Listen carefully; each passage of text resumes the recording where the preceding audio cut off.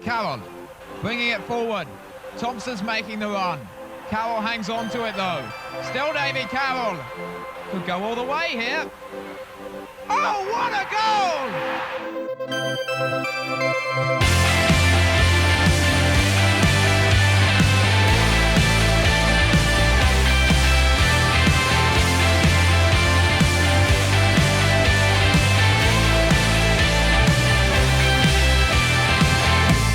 Hello, I'm Phil Catchpole and welcome to Ringing the Blues, the official podcast of Wycombe Wanderers. Yes, that's right, I've joined the club.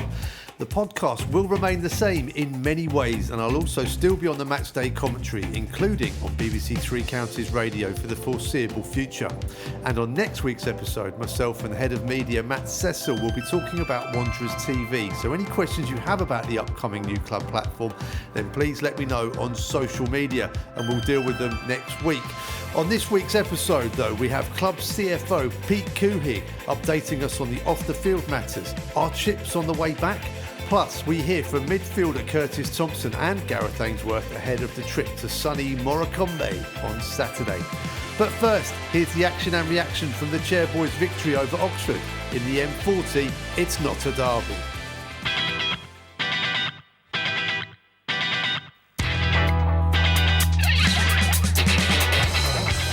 Back to Thompson on the volley. Thompson Get in has there. scored a wonder goal for Wycombe Wanderers, and for the first time since I can remember, they celebrate in front of the press box. Curtis Thompson mobbed by his teammates and substitutes alike. It's Wycombe Wanderers 1, Oxford United 0.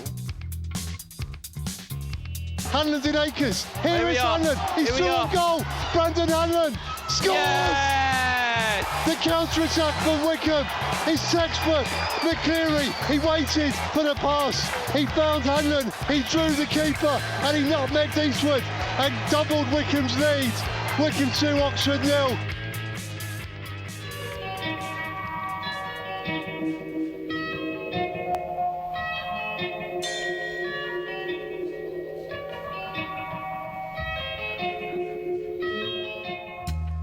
Gareth, top of the league, 2-0 at home. Yeah, you've said a lot already there, Phil, because that's a big result against the derby that's not a derby, and the closest team to us, who historically have done very well in League One and are still doing very well in League One. They're a good outfit, so that makes that win a tough win, but a very professional, and shows, I think, how far this club has come in regards with the standings in League One. We've gone top tonight, which is brilliant, but it's a long way to go. But to be amongst the names that we're amongst, I think is phenomenal, and the way we played after probably the first 15 minutes, so that it was very even first 15. A great clearance off the line from Taffazoli and Stewart between them, a good save from Stocko, but after that, really, I thought we were a real value for our win today. I thought the boys played superbly well. We lost Sam Vokes yesterday to suspected COVID, and people probably thought, how are they going to play now without a big man? We had a big man on the bench. We didn't even need to put him on today, and I'll probably have some words in the week with that. But Bale loves to get on and wants to get on every time. But some of the football we played, I thought was outstanding. Mamete, McCleary, Hanlon. What a front three that is at the moment, really carving chances out, and I thought we deserved the win. Some goal from Curtis Thompson as well. He's really found his shooting boots this season. Yeah, I don't know where that's been. I'm going to have to have a word with Curtis, find out why he's venturing so high up the pitch, because him and Josh going, wow, I wouldn't want to play against them two in midfield. They secure the play, they secure the shape that we employed today, which was a very attacking sort of, 3-2-4-1. If I'm honest, it's really, really sort of up in your faces at Oxford, trying to get them to play long, but also when we get the chance to play the quality balls into Mamete, into McCleary. Brandon almost played as a big man at times, but then he had his running moments. I thought the boys adapted really well. Really pleased with them, proud of them, and like I said, they deserve all the plaudits. They were brilliant for me. And how was that change? Because, with Vokes up top, he was really starting to find rhythm, hasn't he, though, these last 2-3 months? Not having up there at the top, was that a difficult adjustment? It's not a difficult adjustment. It's a worrying adjustment because it's something going away from something that we've done for years now. You know, with I do like my big strikers, and people make no bones about that. But also, we don't always have to play the way that people think we play, which we don't play. So I thought today the boys adapted superbly well. The wing backs got really high. Jordan Obita against his ex-club was fabulous. You know, Jack Grimmer again, another cracking performance. And the back three there at the end, and back four, I've got to include David Stockdale, just soaked up all the crosses, first touches on the ball, calmness. And like I say, I thought we were great value for the result today. I don't think there'll be any complaints that Wycombe deserve that. I thought Anis missed a great chance first half, but again he was sensational in his runs, so it could have been more. But Oxford also had that one chance in the first half where they potentially should be one up. So great game, great in brackets derby game, but we've got Morecambe next week now. That's all I want to focus on and put this one to bed. It was very busy here as well, and a very vibrant atmosphere, and that really played its part too.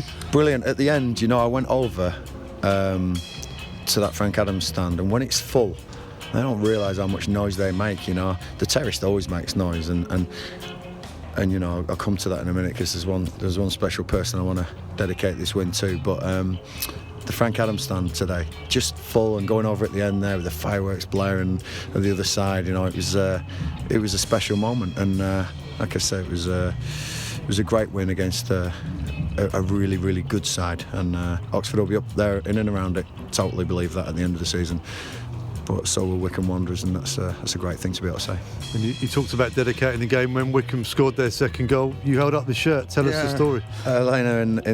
Lena, who has been a stalwart fan of this football club, who has been through thick and thin. I remember at Bristol Rovers when we got beat here 11 years ago, when we were looking at the doldrums of non-league football, as passionate as she'd have been today, singing and shouting and cheering, and there's a group of them that have really driven this club forward with the noise, and I'm telling you, some of those goals that we've scored late in that terraced end is because of Lena and all her friends and her family who get behind this team, who are proud to be Wycombe Wanderers fans, and I was proud to hold her shirt up today, and almost got myself in trouble with the referee, but I think he totally understood that some things are bigger than football, but that one's for her and all the fans that knew her and her family that have lost such a wonderful girl.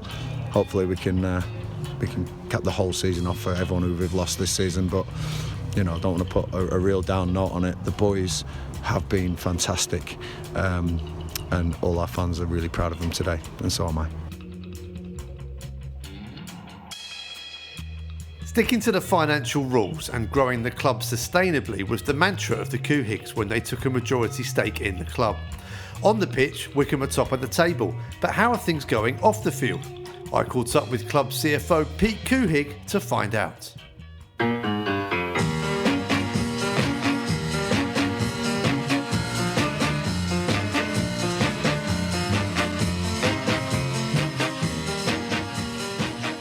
A 2-0 win was about as good as it gets against Oxford. It's about as good as it gets on the pitch, especially coming off of that week. 7 points in 1 week is phenomenal. But off the pitch, that was our best match day ever. As long as we've been here. Really, just revenue-wise, both tickets, even though we sold slightly less tickets than we did against Ipswich a couple of years ago, we actually made more money on the gate income.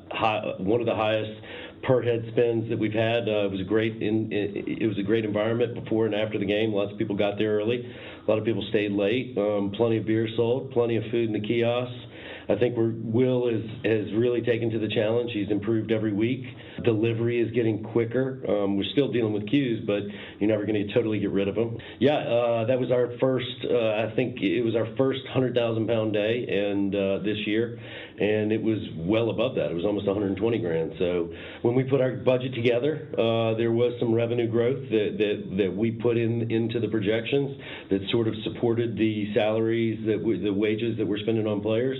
got some questions from the EFL, but glad to say that the early returns are supporting our projections on that front. The fans understanding when they're buying beers and burgers, that's actually going to Gareth's bottom line? Yeah, I think some people took it as a joke earlier this year, but yeah, making a profit on beer, making a profit on hamburgers, making profits everywhere around the park is actually what supports us and our ability to be able to sign players like that, because there is it is called the SCMP, and we're only allowed to spend a certain amount based on our revenues. So growing our revenues at this club is critical to being able to put together teams at the League One level that can compete like this.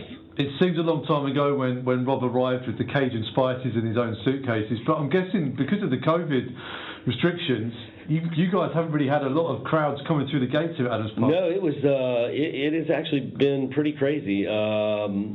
We had a concessionaire that serviced the park before COVID.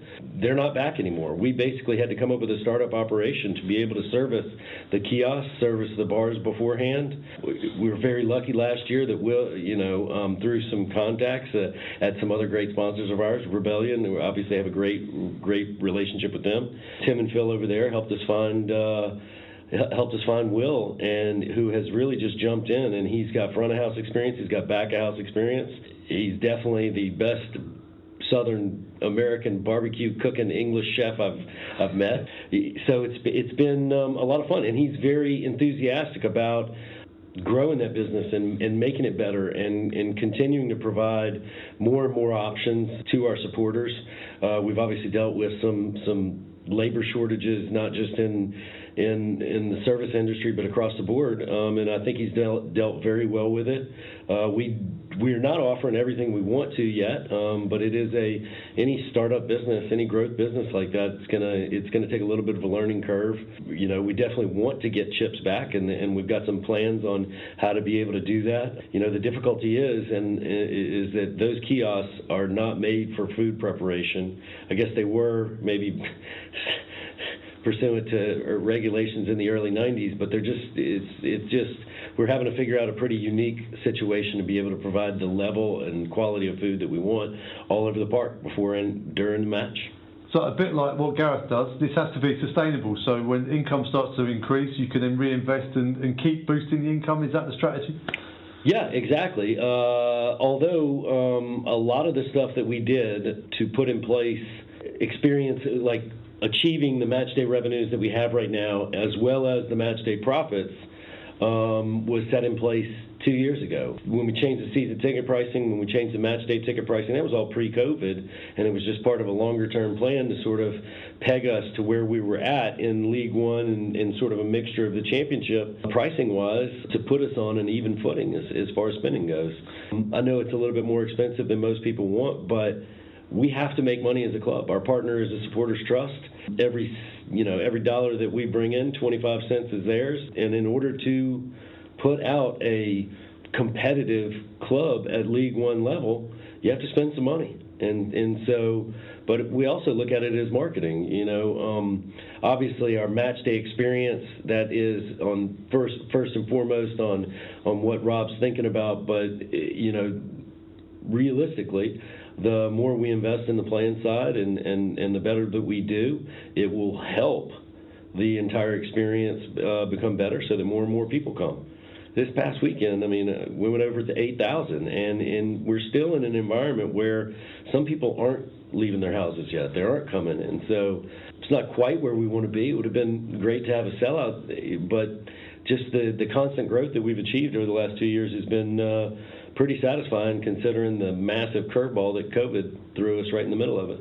So if there's a lapsed fan out there who maybe hasn't been to Adams Park and experienced life at Wycombe under the Couhigs, what would you say to them?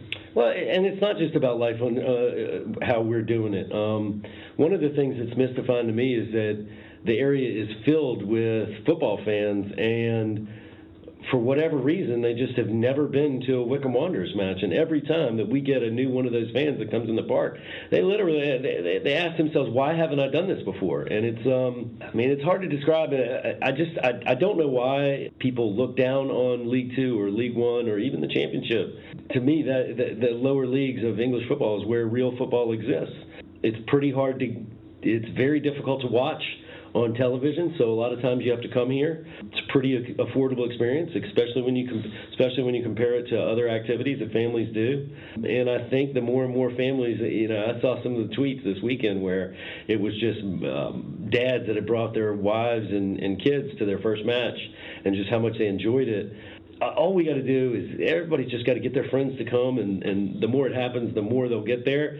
And, it'll put you in that weird position where the terrace sells out, and if you've waited to get your ticket, you won't be able to get one. And so be prepared next time, because we knew it was coming. I told Ben, as soon as we sell out in the terrace, somebody's going to text me and ask me, tell me they forgot to get their ticket. So better plan ahead, because we got some big matches coming up the rest of this season.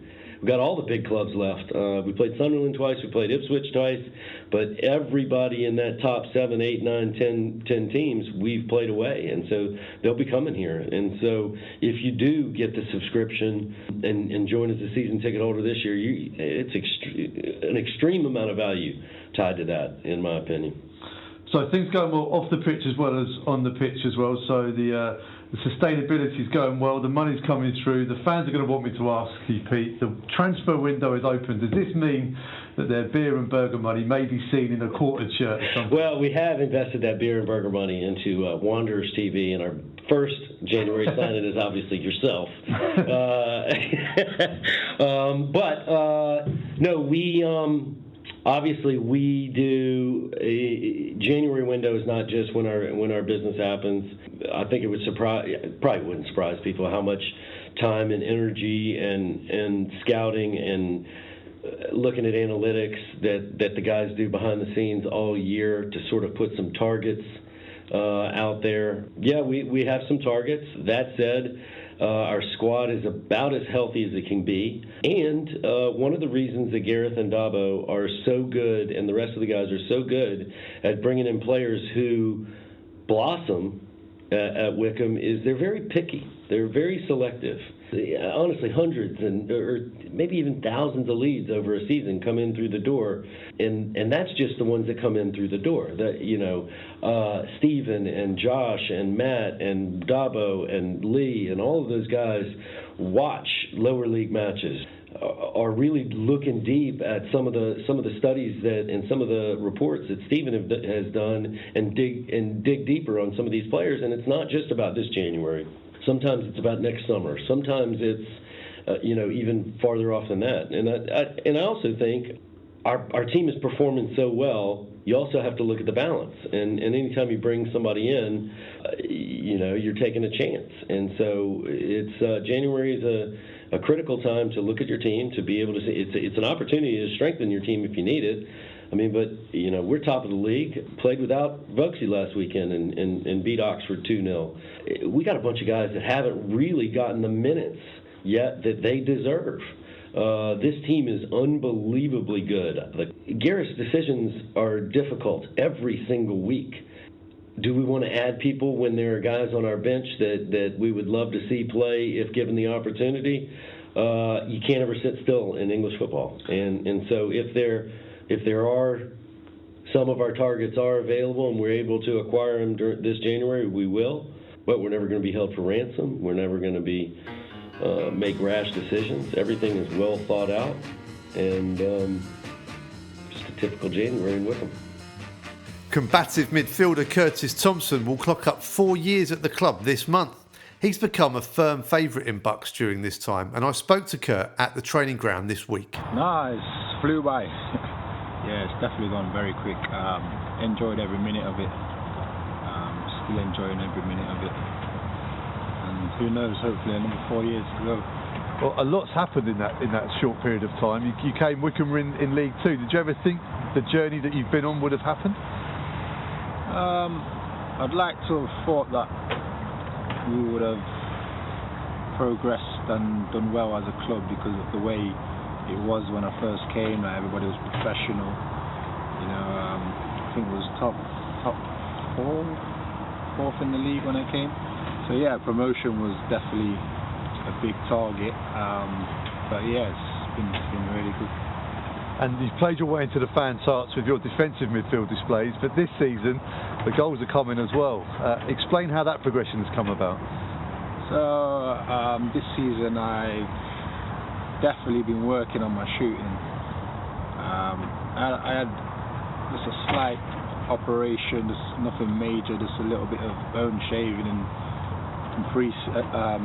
at the end of the season last season, so that helped a lot.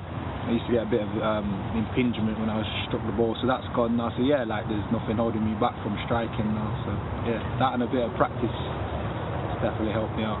And the goal against Oxford, you celebrated in front of the press box, which was, we never get to see these things, but I'm guessing you had family nearby.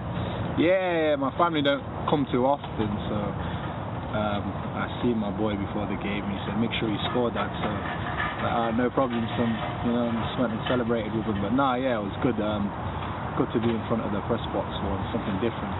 You talked about the practice and technique. The goal against Oxford was a textbook one, not just for your son, but for all young footballers looking at that. That was some superb technique. Was it in the moment it left your foot? I think so, yeah. But I watched it go all the way, and then I thought Brandon was going to touch it. I was thinking, nah, don't you dare.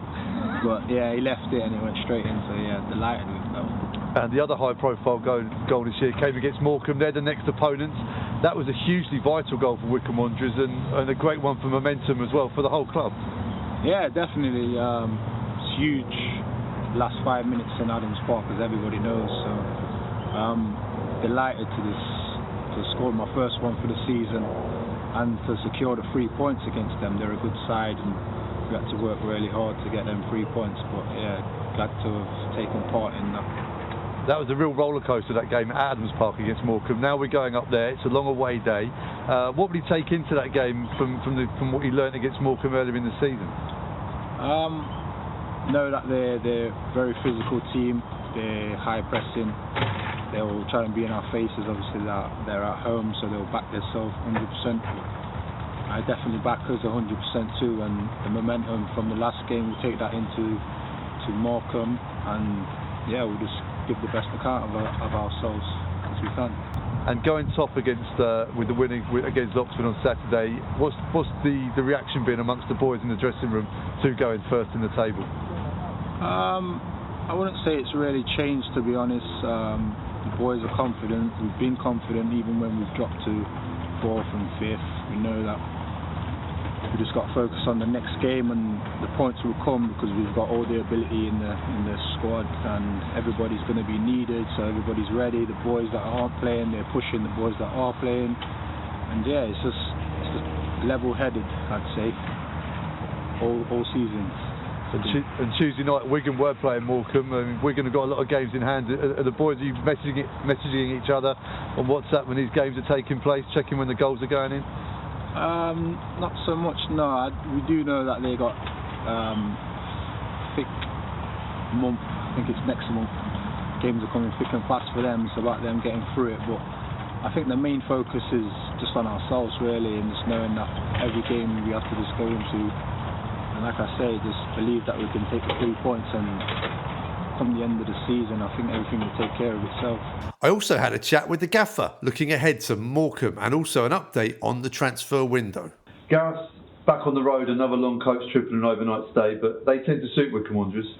Yeah, we have got that. Before anything, Phil, welcome to Wycombe Wanderers. It's a pleasure to have you. I know you've been fantastic over the years for us, but it's great to have you on board, and I'm hoping to get many of these interviews with you. So, but as you say, the first one is a trip right up north to Morecambe. It's obviously where I'm from, up that way, and I know what it's like. I know what the conditions will be at this time of year, and I also know that Morecambe hasn't been a happy hunting ground, really, home or away.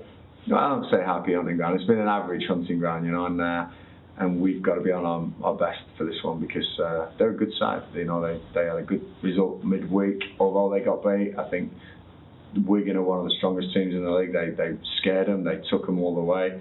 And who can forget the fourth way at Adams Park? So it's going to be a tough game as always. But Thursday today is about getting the squad together now, knowing who's fit, who's going to be making this trip. Obviously, we had the Sam Volk situation last week. We've changed the team. One or two hopefully back from injury. Who's fit? I'll be talking to the medical staff this morning and then putting a session on that we think will help beat the team on Saturday. Knowing the Northwest as well as you do, obviously you'll be doing your due diligence on Morecambe, but you also checking the weather forecast. It's going to be cold, but I think today, tomorrow, the cold ones, I think it's going to just warm up a little bit. But I am from the Northwest, and you can get some surprises up there. It's usually rain, but it's going to be a cold one, and I know that there's been a few games off already this week. Rotherham, of course, against Lincoln was off, which we all had eyes on. But no, I think we'll be okay for Saturday. I think hopefully get a few travelling fans up there because they always make a great noise. We haven't been for a couple of years, which is brilliant. Morecambe have done fantastically well, and you know what, they've got a soft spot for me because they're a Northwest team, and they've done fantastically well to be where they are.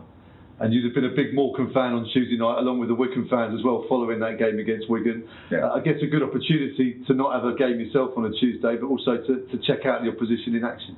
Yeah, I was at AFC Portsmouth, and that was I would say a good game. It was a very tight game, very cagey both sides. Not many chances either team.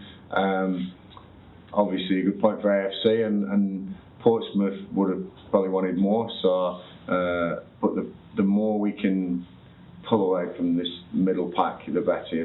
Wycombe Wanderers, we need to look after our own results. It's too early in the season to start thinking about other people's results. We know all the games in hand are coming.